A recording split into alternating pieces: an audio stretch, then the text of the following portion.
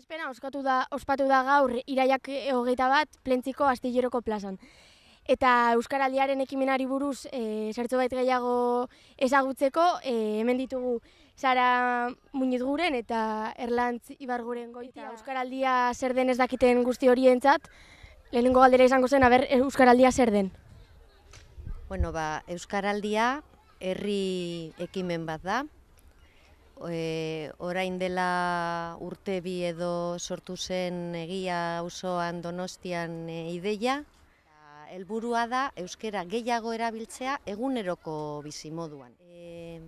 Bueno, kontua da euskararen jakintza gaur egun ja oso handia dela, oso zabalduta dagoela. Gazteen artean euskaraz dakiten gazteen ehunekoa oso altua da. Eta erabilera ere hasiz doa, baina ez neurri berean. Bueno, normala da, testuinguru guztiak ez direlako berdinak, ezta? Baina nahi da hurbildu, erabilera ezagutzara aldan guztian. Askotan euskaldunok ez dugu euskeraz egiten aurreiritzi asko ditugulako. Pentsatzen dugulako besteek ez dutela jakingo, edo behartuta sentituko direla, edo gu sentitzen gara igual deseroso egoera batzutan. Orduan, egin nahi da ariketa kolektibo bat, gizarte osoarena, aurreiritzi horrei buelta bat emoteko eta ikusteko ia benetan holan diren gauzak, ala jende gehiago gauden prest euskeraz egiteko. Ariketa hori egingo da azaroaren 23-tik abenduaren 3-ra. Abenduaren 3-a da euskararen nazioarteko eguna. Eta orduan, jendeak izena emango du rol bat jokatzeko 11 egun horietan. Pertsona batzuk izango dira ahobiziak eta beste batzuk izango dira belarri prestak. Ahobizia izateko konpromisoa hartzen duen pertsonak, euskeraz botako du lehenengo berba bere harreman berri guztietan. Ez ezagun batekin topatzen danean, egoera batean norbaiti hitz egin behar badiot ez badaki euskalduna den edo ez, lehenengo berba euskeraz egingo dio. Eta baliteke elkarrizketa edo harreman horrek euskeraz jarraitzeko bidea aukitzea, bai? Eta euskaldun guztiekin euskeraz egingo du. Belarri prest rola betetzeko konpromiso hartzen duen pertsonak, adieraziko die euskaldun guztiei, berak ondo ulertzen duela euskeraz. Eta nahi duela euskaldunek berari euskeraz egitea. Eta berak erantzungo duela, segun, batzutan igual euskeraz, beste batzutan berba erderaz, aldauen moduan. Eta nola hartu dezakegu parte ekimenean?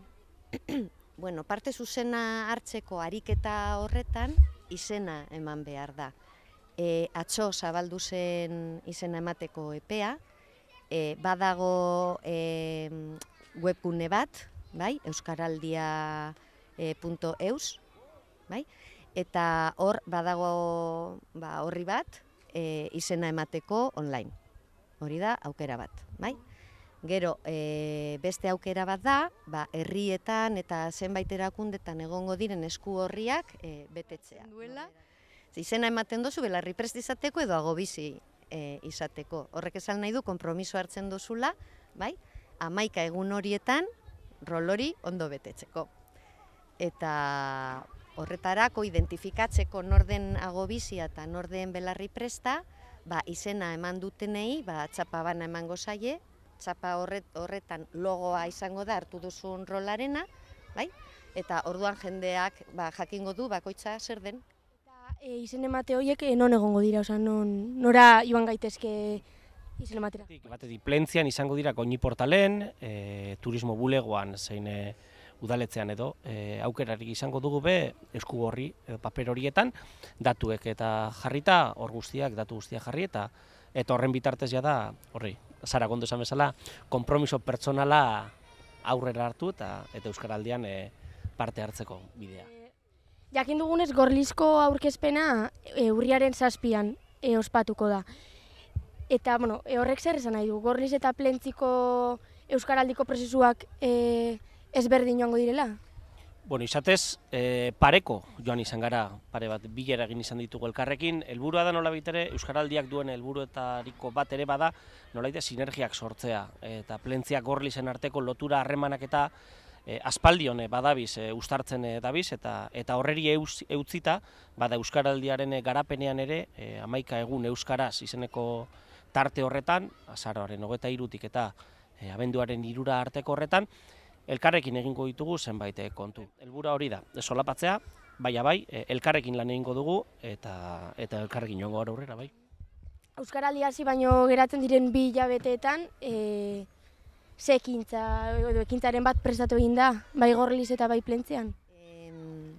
Izena ematen duen jendearentzat, trebakuntza saioak ere antolatuko dira seguruenik, bai? Denok ikusteko rol bat hartzen dugunean, ze egoeraren aurrean gerta gaitezkeen eta nola erantzun egoera hori. Urriaren 7an Domekan eguerdian, 12:30etan Ibarreta plazan egingo da aurkezpena. Gero urriaren 11an gazteekin seguruenik ralipoteo bat egingo da. Gero urriaren 27an iluntzeko 8etan herri antzerkia dago, Anton Garai, Elis plazan, eta hori aprobetsatuta ere jarriko dira mahaiak, eta bideak erraztuko ditugu, eta informazioa eman eta bar. Eta urriaren azken aste buruan, perretxikoen inguruko ekitaldiak egin ohi dira Gorlizen urtero, eta hori ere baliatuko da, zerbait egiteko, baita Halloween gauean ere, eta, holako gauza batzuk egongo duen, azaroaren erdi aldean, 16tik 18ra bitartean, uste dut, banatuko direla txapak, bakotzari ja emango zaio bere rola, bai? Eta bien bitartean, talde eragile bat dago herri bakoitzean, bai Plentzian eta bai Gorlizen, eta, nahi duena bildu daiteke talde horretara, bilerak egiten ditugu, Gorlizen aste behin egiten dugu, eta, hor hartu liteke parte, komunikazio talde bat ere badago, gauzak prestatzeko, gero jendea behar da mahaietan egoteko informazioa ematen, eta, edonor izango da ongi etorria. Eta, Plentziatik, zer pentsatuta deko zuen? Bai, Plentzian gaur dakagu aurkezpena, esan bezala, musikan ari dira dana girotzen. Gaur izango dugu 11koaren aurkezpena, 11 lagun izango dira herriaren ordezkari, eta horiek izango dira nolabait ere aurpegi edo aniztasunaren isla. Eta 11 egun euskaraz tarte horretan zubilana izango dugu, Gorlizen ralipoteo edo ingo dute, gurean eta izango dugu 11 ordu euskaraz. Orduan urriaren 20an okerrez banau, zapatuarekin batera, izango dugun eguna izango da. Tartean, zenbait bizita gidatu, eta Astillero plazan elkartuko gara, txapatailerrak, txakinarto elkarteak sukaldaritza tailerra eskainiko digu, eta gero zenbait sorpresa ere, izango dira beraz urriaren 20an, 11 ordu euskaraz. Eta azkenik, prozesu guzti honetan herritarron laguntza behar duzue, eta honi jarraiki zein eratan lagundua aldugu. Hau izatez, ekimen soziala da, herritar barik ez da euskaraldirik. Instituzioetatik kanpo formulatzen den ekimena da, Erlantz eta Sara pertsona formatotan gatoz, ez gatoz inorren diskurtsoa antolatzea, eta parte hartu dugun guztiok propio guk euskaldun sentitzen garelako eta euskararen prozesua aurrera atera nahi dugulako da, ez da bestelako zerarik hortaz. Zentzu horretatik, izatez, herri ekimena da. Eta herri izaera mantendu behar horretan, instituzioetetik kanpo mantendu behar da. Orduan, herriak du erantzuna, hortaz, herritarrak funtseskoak dira, herritar barik gurean ez da euskaraldiaren formularik beteko. Gauza bat egingo dana da, dendari, elkarte, tabernari, eta holako profesionalen gana joan, eta eurek ere izango dute aukera